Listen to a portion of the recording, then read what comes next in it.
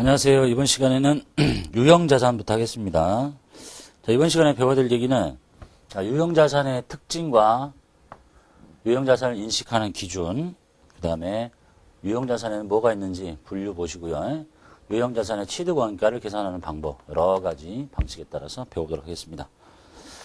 자, 유형자산이란 재화를 생산하거나 용역을 제공하거나 타인에게 빌려주거나 또는 자체적으로 사용할 목적으로 보유하고 있는 물리적인 형체가 있는 자산인데 1년을 초과해서 사용할 것으로 예상되는 자산을 유형자산이라고 합니다. 자, 그래서 특징 봅시다.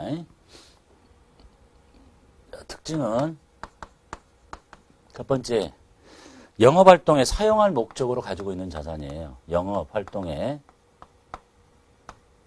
사용할 목적. 판매 목적도 아니고 투자 목적도 아니고. 그래서 투자 목적으로 갖고 있다면 이거는 투자부동산으로 처리해야 되고, 투자자산에서 판매를 목적으로 갖고 있다면 재고자산의 상품으로 처리해야 된다. 예를 들어서 재고자산을 설명드렸죠. 빌딩을 갖고 있어. 이제 빌딩을 뭐하러 갖고 있니? 내다 팔려는 사람이야. 빌딩 사다가 빌딩 파는 사람이야. 그러면 상품이라고 하시고 재고자산이니까 영업활동에 쓰려고 갖고 있다니까 그러면 건물이라고 하는 거예요. 투자 목적으로 내다 팔려고 쌀 때 샀다가 비쌀 때 팔려고 한다. 투자부동산. 이게 땅이라고 말씀드렸죠. 땅이야? 판매 목적이면 상품. 영업활동에 쓰려고 한다고? 그러면 토지라고 불러요. 투자 목적이라고? 투자부동산이라고 합니다. 그래서 유형자산이 되려면 영업활동에 사용할 목적이에요. 두 번째, 자, 이 자산은요, 여러 회계 기간에 걸쳐 1년 쓰고 마는 게 아니라 여러 연도 동안에 기업에게 서비스를 제공해요.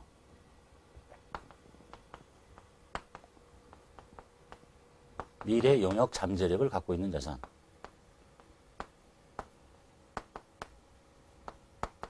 이 자산은 여러 회계 기간에 걸쳐서 기업에게 서비스를 제공하는 미래 용역 잠재력이 존재하는 자산입니다. 그러니까 유형자산이라고 한다. 1년 쓰고 말 거면 자산 처리하면 안 되겠죠.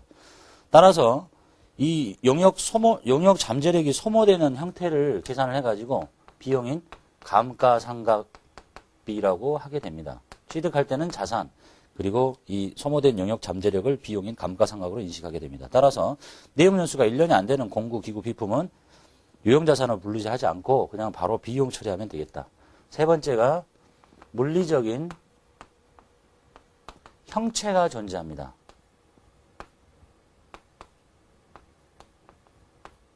그러니까 유형자산이라고 하죠. 물리적인 형체가 없으면 무형자산이라고 합니다. 자, 이게 이제 유형자산의 특징이에요. 영업활동의 사용 목적, 그리고 여러 회계 기간에 걸쳐 기업에게 서비스를 제공하는 미래 용역 잠재력이 있는 자산. 그래서 그 용역 잠재력이 소비되는 형태에 따라서 감가상각비를 계산하게 된다.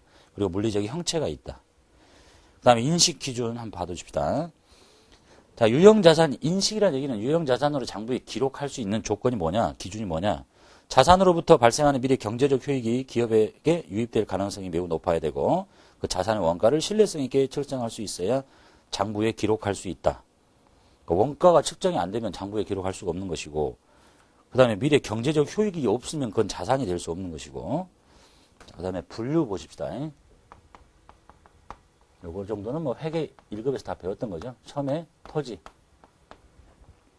땅. 토지라는 이름은 개정 과목이니까 요 요건이 충족돼야 토지라고 부르는 거죠. 이게 안 되면, 영업활동이 아니면 상품, 아니 영업활동이 사용할 게 아니고 판매 목적이면 재고자산으로, 투자 목적이면 투자자산으로. 대지, 임야, 전답 등으로 하며 매매 목적용으로 보유하고 있는 토지. 이거 뭐야? 재고자산이잖아. 상품. 비업무용 토지, 영업활동에 안 쓴대. 그럼 나머지 뭐야? 투자활동이겠죠. 투자부동산으로 처리해야 되니까 제외시켜라. 그 다음에 건물. 이 이름을 쓰려면 영업활동에 쓰려고 이렇게 어떤 상가나 빌딩을 갖고 있는 거예요.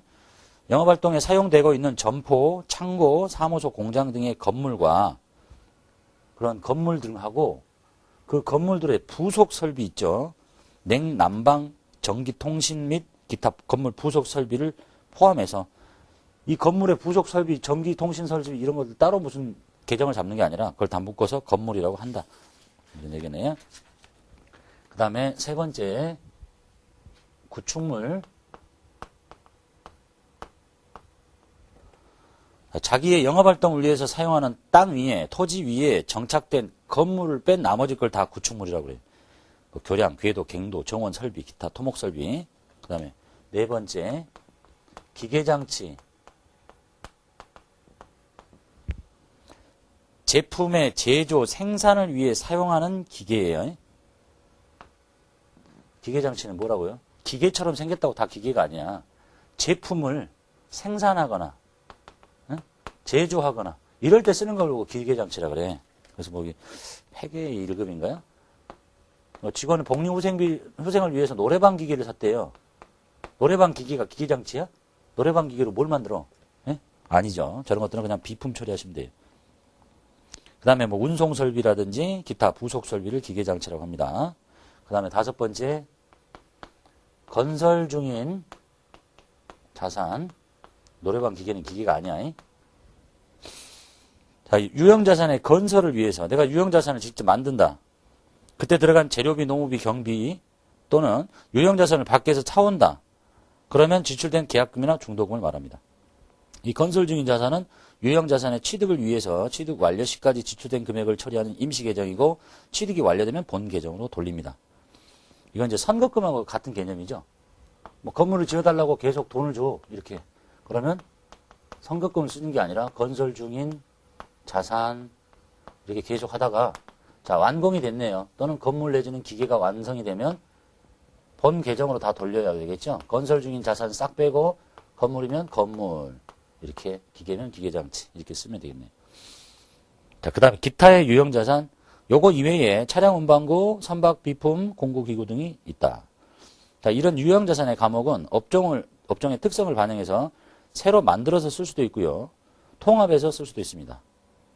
위에 열거되어 있지 않더라도 당해 기업이 속한 업종의 특성상 특정한 유형자산의 비중이 중요하면 별도로 과목을 만들어서 쓰고요.